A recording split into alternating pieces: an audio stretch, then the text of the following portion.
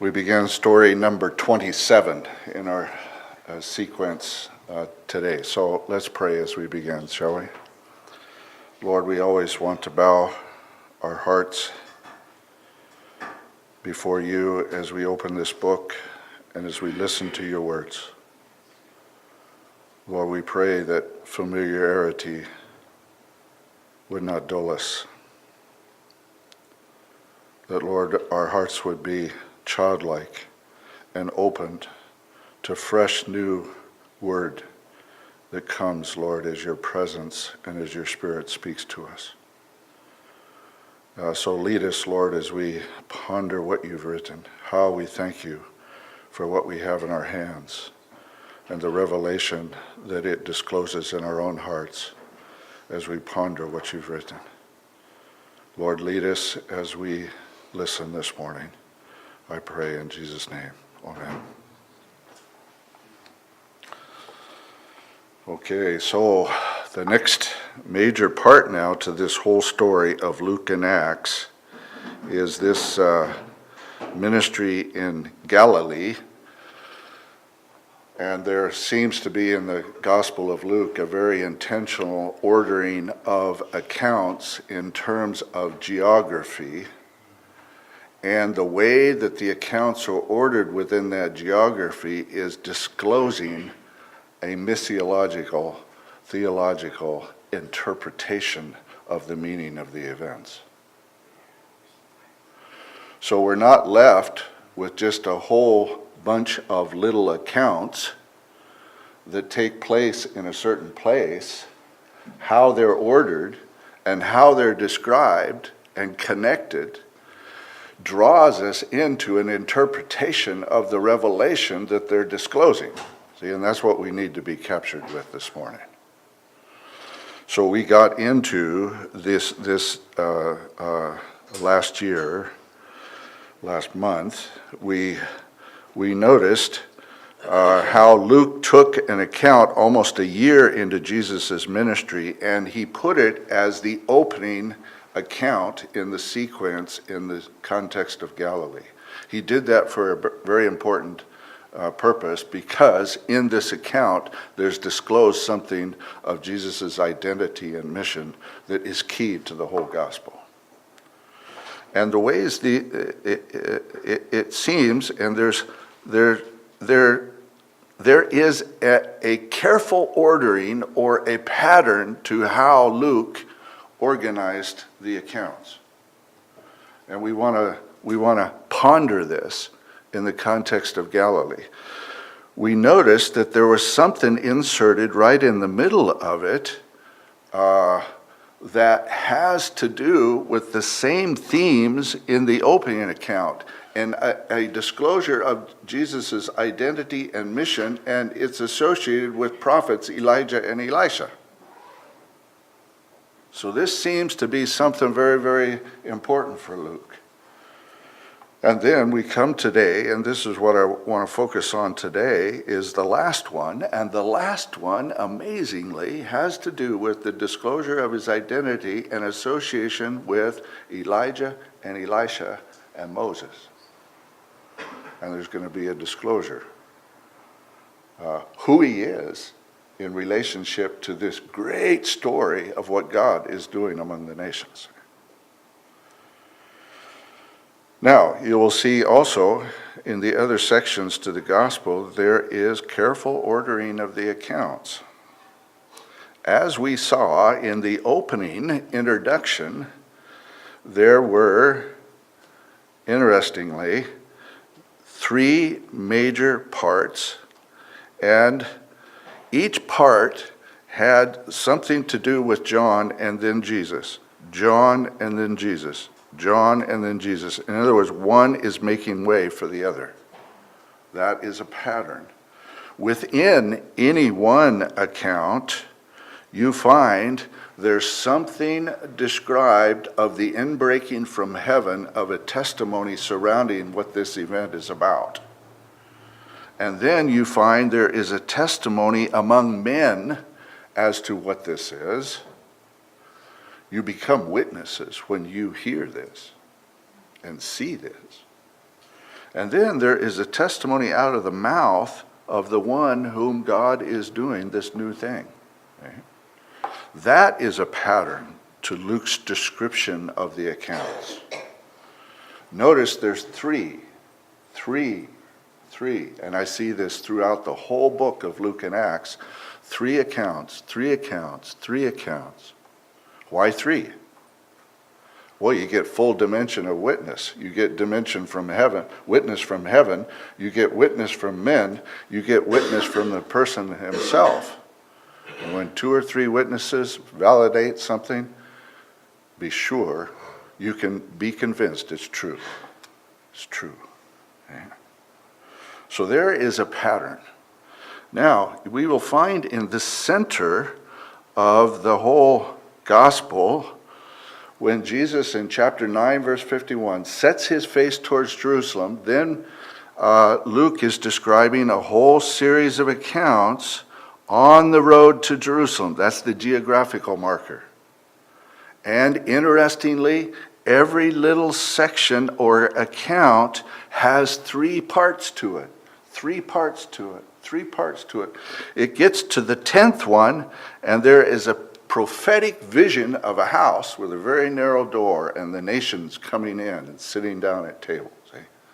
It's an amazing picture because of what happens on this road, the call, the mission, the nature, the coming kingdom is coming. So we see another highly patterned characteristic in Luke's accounts on the road to Jerusalem. Interestingly, after this, they begin to repeat itself. They begin to have a series of accounts that are actually parallel with what came before. Now, this is Hebrew parallelism. This was all, I first got into this through a missionary, a very well-respected theologian that grew up in the Middle East, and he knew this stuff. And this got me into the pattern in Luke in a very significant way, see.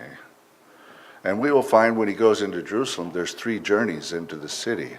And within every journey, there's 3 parts to that journey. 3 parts to that journey. Okay, all to say, when we think about now the sequence of accounts in the gospel, in the context of Galilee, we notice in the opening account that Luke selected probably a year into Jesus' ministry when he goes into the synagogue. Remember? He goes into the synagogue and you find there are 3 parts to the description of what happened in that synagogue. And I'll just touch on this by review because it has connection to what we're doing this morning. He goes into the synagogue and remember the book is handed to him and he opens the book and he reads from Isaiah chapter 61 and everybody's eyes are fixed upon him. And then he sits down and he says, today in your hearing, this scripture is being fulfilled. Now, this is how Jesus discloses himself. You almost have to catch it. You could be there, you could listen to everything and yet not see or perceive, is the way the Bible would say it, see. But then there's a response from the crowd, and the crowd begins to wonder, isn't this Joseph's son? And it's unanswered. Okay? Now, this provokes you. The response of the crowd is asking a question, who is this? And then Jesus says, and this becomes now out of the mouth of the one who's giving testimony to the meaning of this. Surely you're going to quote this proverb to me, physician, heal yourself. Do here in your hometown what we've heard you've done in Capernaum. And then he goes on to say, now, he's anticipating the response of people towards him. And it has to do with the idea of a prophet in his hometown is not welcomed, is not received, not listened to. And he quotes two prophets in Israel, Elijah and Elisha. Both of them, in the context of great need in Israel, were not welcomed. And God sent them to a Gentile woman and a Gentile centurion. Now, this discloses an enigma surrounding the disclosure of Jesus' identity and mission. He is like the prophets Elijah and Elisha. He's greater, as we'll see this morning. But the enigma is his mission, one sent to his own people, and yet his own people will not receive him, but the Gentiles do. This is a huge theme throughout the whole book of Luke and Acts. So it's kind of foundational to the whole disclosure in the whole document. There's going to be a final rebuke to Jews at the very end of the book of Acts because they didn't hear, they didn't see, they didn't understand, they didn't perceive. Their eyes were closed. But if their eyes had been opened, they would have heard, they would have understood, their hearts would have turned. But be sure, God's salvation has been sent to Gentiles. They'll listen. There's that final rebuke. But it all has initial disclosure right here in this account. All right. Now, this was the actual ordering of the disclosure in the synagogue. Notice it follows this at the very center of opening the book and turning to Isaiah and reading Isaiah is this center thing that he's been anointed to preach good news to the poor, to proclaim to captives freedom, and then to the blind recovery of sight. And then it begins to repeat itself. To send forth the oppressed in freedom. To proclaim the year of the Lord's favor. The year of the Lord's favor is in parallel with good news preached to the poor. And the year of Jubilee is surely that. It's an announcement that slaves are to be freed, debts forgiven, property be returned. All of that is what enslaves people into poverty. So great good news. Then he rolls the scroll up, gave it back, sat down. The eyes are all fastened on him. Notice the conclusion to a poetical structure like this always relates to the center. The center is recovery of sight. This is so important in Luke and Acts. These accounts and the ordering of the accounts is to draw you into the revelation of what they mean.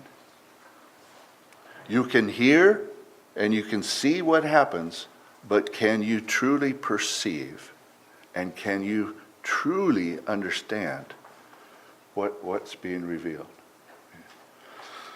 That's what Luke longs to have us captured with, and it's as if Jesus is provoking and drawing you into that, but he's not forcing himself upon us. You've got to catch it. Yeah. He can be right in our midst and we might not see him. We might not hear him. Okay? But this is the nature of the kingdom that is hidden. And these accounts hopefully open our eyes to see and to understand what's being revealed. Now, we noticed also, and this is very characteristic of Luke's description of the accounts, often when he describes these accounts, he's describing them with little clues as to what is in the background that gives meaning to this event. The backdrop, it's almost as if you see the event on the stage, but behind the stage on the curtains is this great Old Testament story. And this event is fulfillment of that, and it's fulfillment of that, and that. And there's little clues right in the story that link you to that. And then you say, oh, this is that coming to fulfillment. So the events themselves are full of significance when you see them with the backdrop. And sometimes if you don't have that Old Testament story, you completely miss it. Right? We can't be New Testament Christians. We got to be whole Bible Christians. In fact, you can't fully digest the new without the old. Okay, we've said all this before, right? Okay, but this gets us into now the significance of the backdrop in the context of Galilee of Jesus and his identity and mission associated with Elijah and Elisha. This was what was said there as he opened that book in the synagogue of Nazareth. There were many widows in Israel in the days of Elijah, when the heavens were shut, when a great famine was over the land. Yet Elijah was sent to none of them, that is Israel, except to Zarephath of Sidon, to a woman, a widow, a Gentile. So Jesus is disclosing an enigma. He's sent to his own, but his own will not receive him, so he goes to Gentiles. Same way with Elisha. There were many lepers in Israel in the time of Elisha the prophet. None of them were cleansed. Only Naaman the Syrian, a Gentile. Okay, so let that theme settle in us as we come to the story now this morning. Here's the structure of the whole Gentile Galilean accounts as I am pondering them. There is the opening account that has to do with the synagogue, the open scroll, the question, whose son is he, and then Elijah and Elisha. Very intentional putting of that account at the very beginning. Then we find there seems to be three sequence of accounts, and then they follow actually the ordering of the accounts in Mark's gospel. But you get to this point right here in chapter 6, verse 12. Actually, it's verse 17 right here. And Luke inserts something else into the sequence, and it's these red things right here. You don't find them in Mark's sequence. Now, all that says to me is this is very, very important to Luke, to note these accounts. And he puts them right here in the center of the sequence of accounts. Then you find there's three more sets of accounts. Each one of these sets seems to kind of have a conclusion to them. That's why I am noting three things he puts together. Like on these threes, there's a journey. A journey begins, and then he returns. Journey begins, he returns. Journey begins, he returns.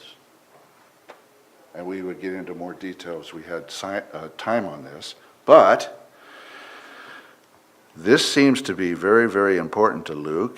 And then I notice when he gets down to this point, he jumps. If you are following the sequence of Mark, it comes to an end, and he puts this at the very end. Leaves out a whole section of accounts from Mark, and he just concludes with this. And you look at these accounts, what's the theme in these three sections? It's all about the prophet, Elijah, Elisha, Moses. So there's something in these accounts that is very similar to this, and this is similar to this. And I just wonder, in this Hebrew parallelism and ordering of the accounts, there's something in this. I'm still pondering the significance of what these things are here, because I want to be captured by what's in the heart of Luke as he discloses these. But I am convinced the significance of this sequence and the significance of this at the very beginning, at the very center, because it relates to the opening account. Okay, so last time we got into this one, didn't we? Just by quick review. You find this sequence right here when he goes up on the mountain and he prays, and then he chooses 12. He comes down on the plain and he teaches the Sermon on the Plain.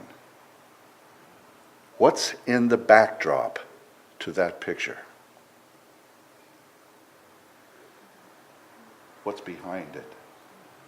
What comes to your mind when you think of somebody going up on a mountain, receiving revelation, coming down, and teaching? Who does it remind you of? Moses. Moses.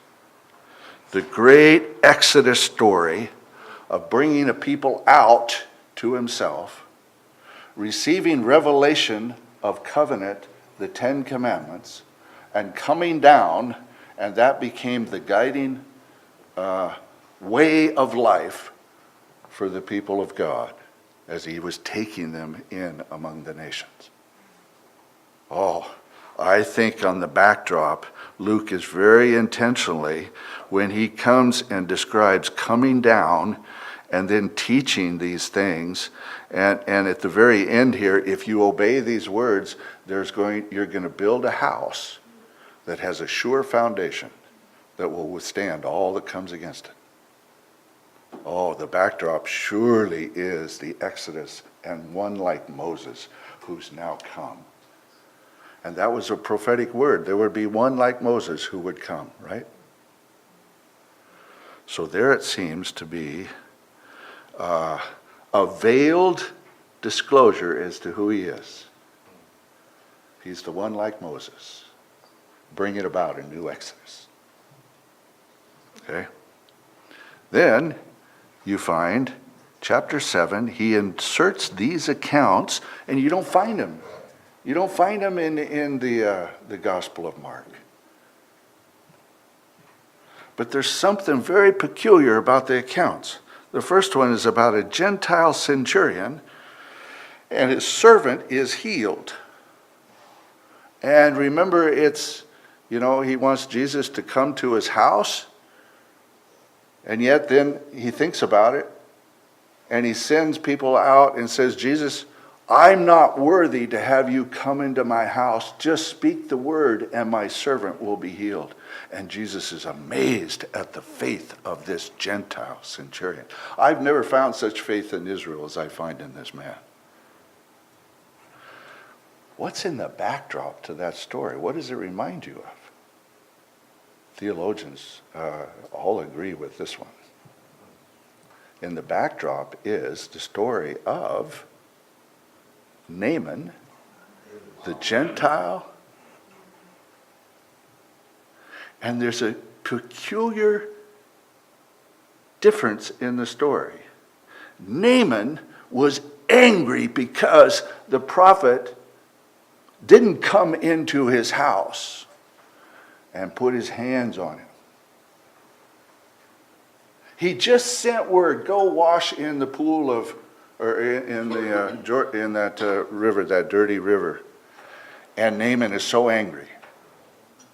What a difference between him and this Gentile centurion who just believed that if Jesus would just speak the word, his servant would be healed. So there's an interesting twist and difference in the stories, and yet you have that backdrop of one now sent to Gentiles and heals them. Then comes this story of the widow of Nain. Jesus is coming to the town of Nain, and there is the casket coming out of the town, and Jesus has great compassion and goes up and touches the coffin and speaks to the boy, and he's raised from the dead. A widow. All of her hopes was in her son. Her son has now died. What's the backdrop story? Elijah. And there's that, and there's the woman from Zarephath. The one from Zarephath is almost the one I think is the main backdrop picture, because her son dies, and the big question is, did God send you as a prophet to my house to kill my son? And then he lays on the son 3 times, and he comes back to life. And then the woman's testimony is, now I know you are a prophet from God. That's I think the connecting. And here in this account, the woman's and the people say, a great prophet has appeared among us. See? There's the connecting link to the story behind it. A great prophet has come. And it's like Elijah. But he's more than Elijah. Then comes the question that John the prophet has when he sends people to Jesus and says, are you the one who's coming? Are you the one? Are you the one? That's a very technical term in that all the expectation of the one that was coming, written from the Old Testament, is in John's question. And then John sends back an answer, and the answer is rooted in Isaiah 35, verses 5 and 6. And remember what John said, or what Jesus said? Go back and tell John. And what did he say? The blind, here it is. I think I actually have a slide here. Yes. Here's Isaiah 35, 6 and 7. It's a picture of Isaiah's vision of the exiled Israelites returning on a miraculous highway to the land. And as they come into the land just begins to flourish. And then he says the blind are going to receive sight. The lame will walk. The lepers will be cleansed. Deaf will hear. Dead will be raised. The poor are going to hear good news. And that's Jesus' answer. And it's the answer of what's going to happen when they return from Babylon. The eyes of the blind will be opened. The ears of the deaf will be unstopped. The lame will leap like a deer. The mute tongue will shout for joy. Water will gush forth in the wilderness, streams in the desert, so forth. It's like Jesus says in those words to John, John, look around. at what is on the backdrop of what the prophets have said. A day is coming. The day is coming. And now, basically, Jesus is saying, if you can catch it, the day is at hand. The eyes are going to see, the ear unstopped. See, so go back and tell John. He'll know if he truly grasps what was said in Isaiah 35, that this day is at hand, and this is a new Exodus, a new Moses, and there is great expectation and hope that surrounds this day. Okay, now we got the other sequence of accounts here, and I won't take too much time on this, but it's a set of three accounts, and then we come to this, and this is what I want to close with this morning. You get to chapter 9, verse 18, and we find this sequence of accounts. And let me just let me give just a little bit of the backdrop of what these draw us into, and I just pictured it in one slide like this. There is a veiled disclosure in the opening accounts of each sequence in which Jesus' identity and mission is disclosed.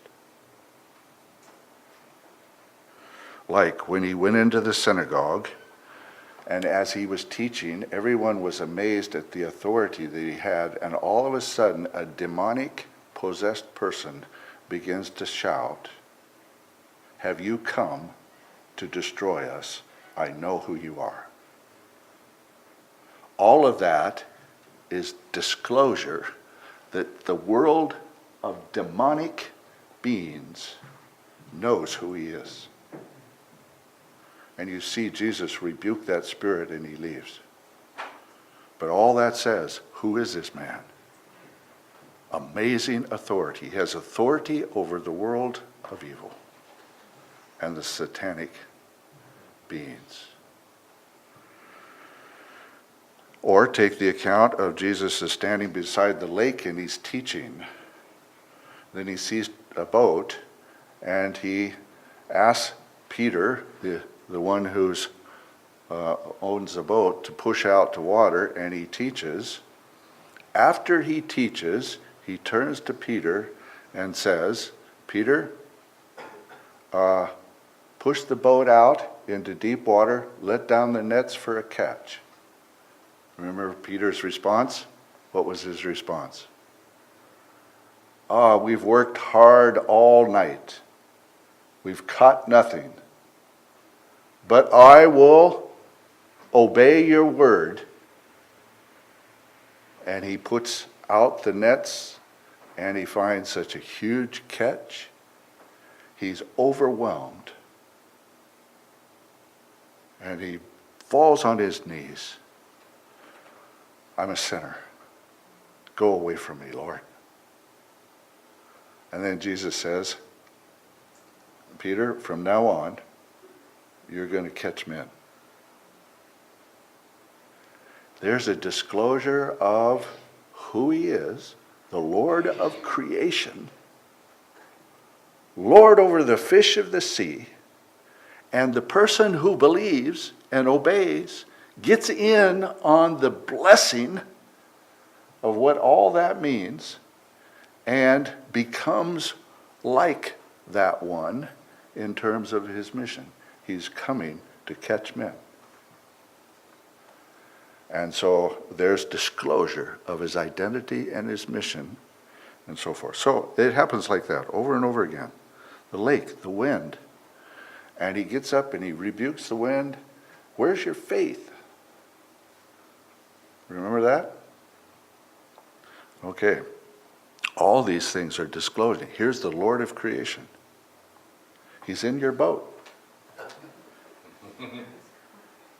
Do you trust him? Do you see him? They all ask, who is this guy? That's the beckoning call to see, see.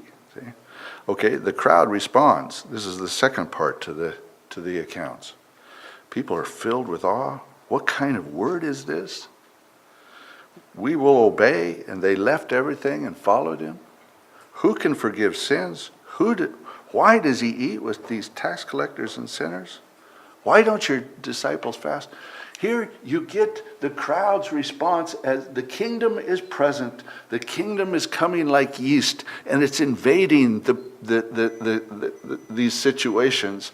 And you find people's response that is disclosing the conflict with the kingdom that is present, the nature of the kingdom that's present, and people don't fully grasp it. They don't see it. He doesn't fit into their mold.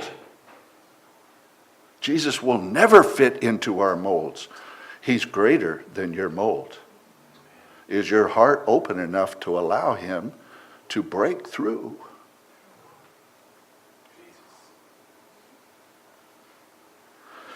And then Jesus' own testimony. You find this in the accounts. It's veiled. I must go to the other cities and preach the kingdom also. That you might know that the Son of Man has authority. The lame man gets up and walks out in front of them all. They're absolutely overwhelmed with awe. This is one phrase. It really is just, I want to live in this awe.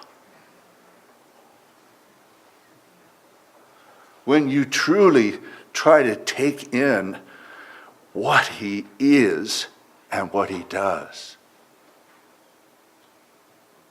People go out and they're just overwhelmed. This is a word that comes out. They're overwhelmed with joy. They're overwhelmed with awe. Who is, it's just a question that just, who is he? Who is he? Who is he?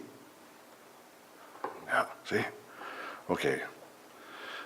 So now we come to this last sequence. Beginning in chapter 9, verse 18. Just listen. It says Jesus was out praying, and it says when he was praying by himself, the disciples joined him, and he asked them, "Who do the crowds say that I am?" Now you can tell in that question that Jesus wanted people to discover who he was, and he was almost waiting for the time when that would finally break through. Who do the crowd say that I am? They answered, John the Baptist, others Elijah, still others that one of the ancient prophets has come back to life. So is he John the Baptist? Is he Elijah? Is he one of the prophets of old? This is asked of the crowds. This is the crowd's response. Then Jesus turns to the disciples and he says, how about you? Now just put yourself in their shoes. You've heard all this from the crowds. You've been in these things. And it says at this point, Peter, and Peter is so significant in these accounts that Luke highlights Peter's response over and over again because of what's going to happen in the book of Acts and the leadership role he's going to have and everything else. Here's the roots to where it all began for him. He said, you are the Christ. You are the one sent by God. Then Jesus turned and he began to teach about costly discipleship. Now, I can only say this,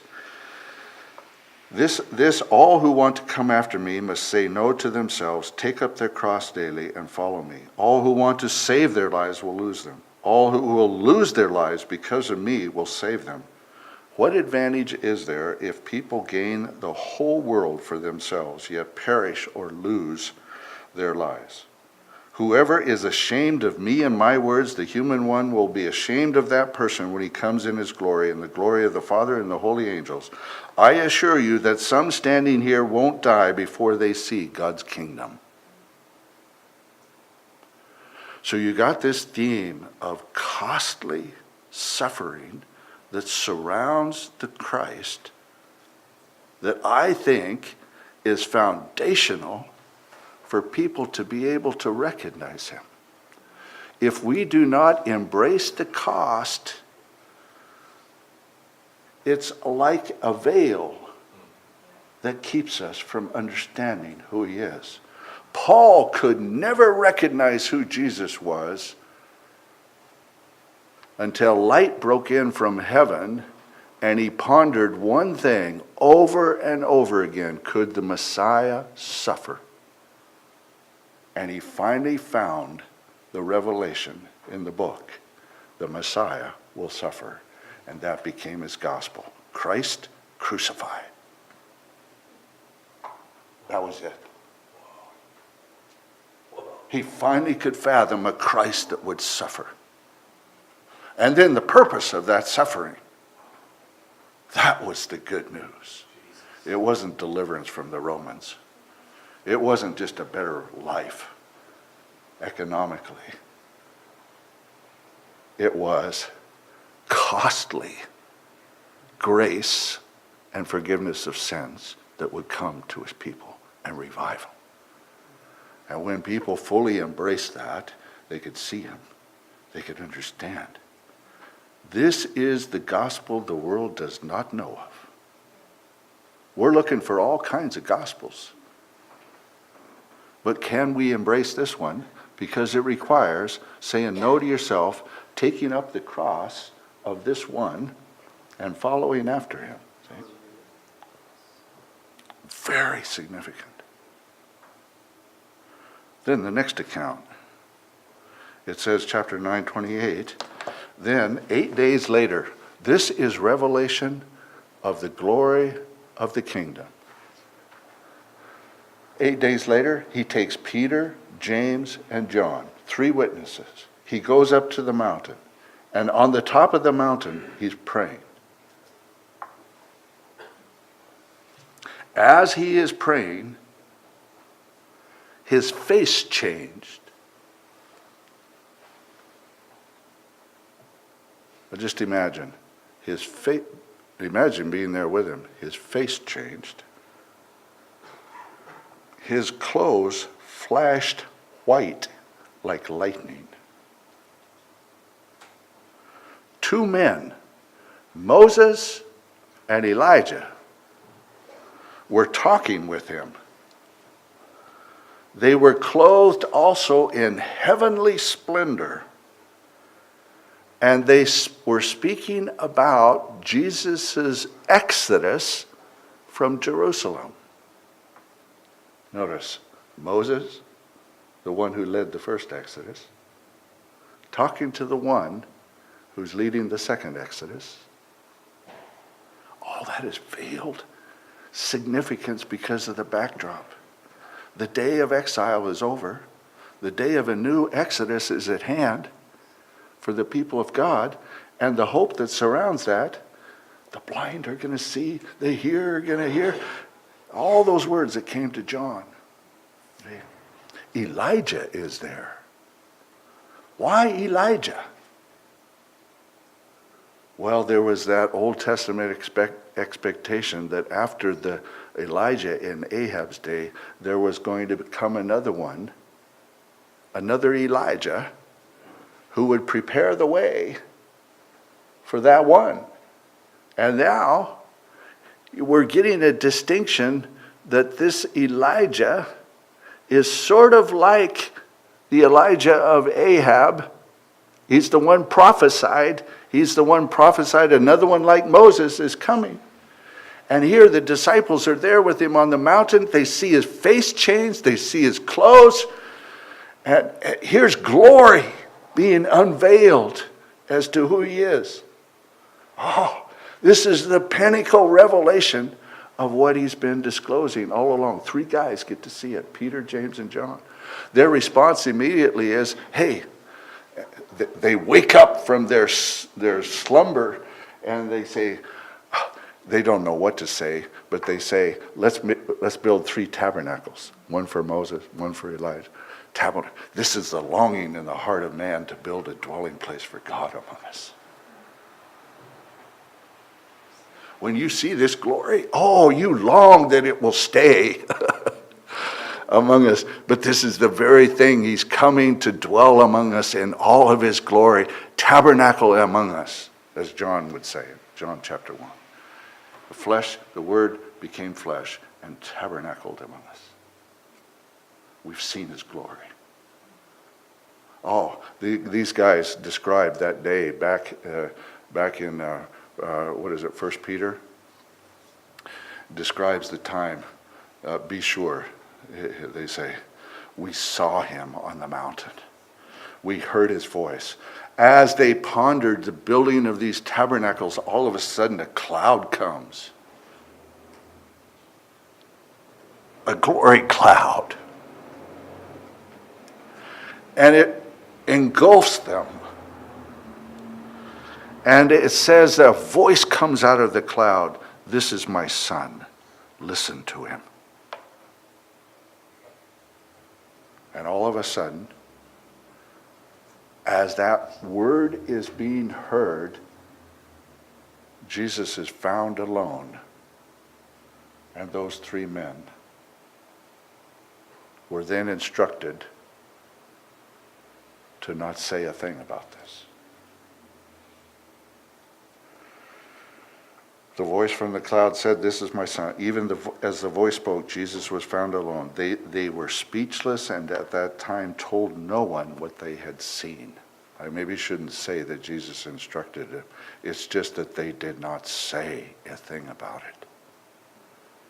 Now, that is something of the veiled disclosure of his identity and his mission, what he's accomplishing in Jerusalem. The people are being drawn into. But it's like three men are pregnant with that revelation now when they come off the mountain. When they come off the mountain, there's such a contrast at the foot of the mountain because then there's a whole crowd of people down there.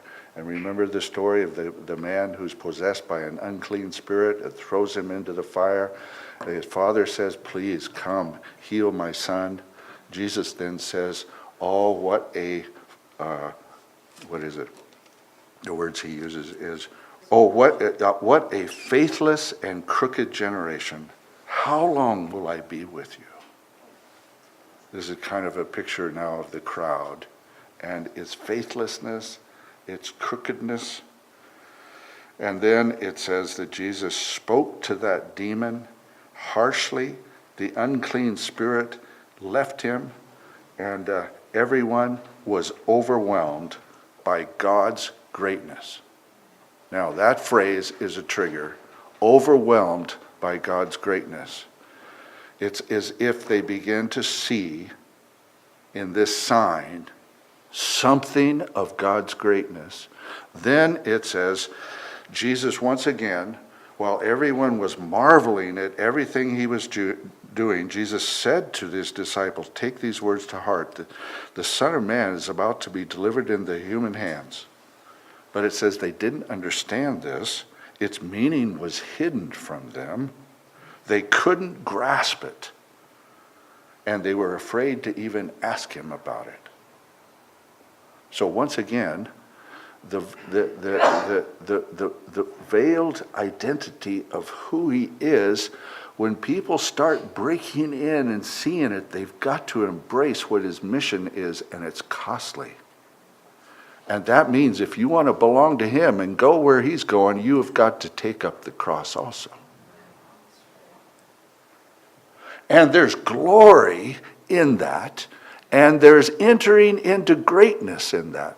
Luke then puts one final thing about greatness. He says, an argument arose among the disciples then about which of them was the greatest. Aware of their deepest thoughts, Jesus took a little child, and he had the child stand in front of him. And then Jesus said to his disciples, whoever welcomes this child welcomes me. Whoever welcomes me welcomes the one who sent me. And then he says, whoever is least among you is the greatest.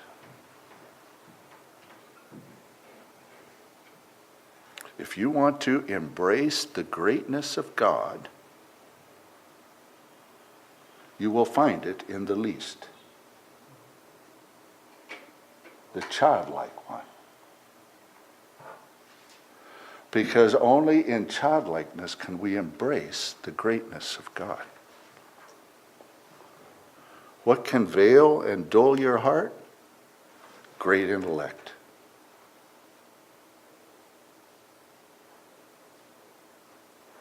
Potentially, not automatically.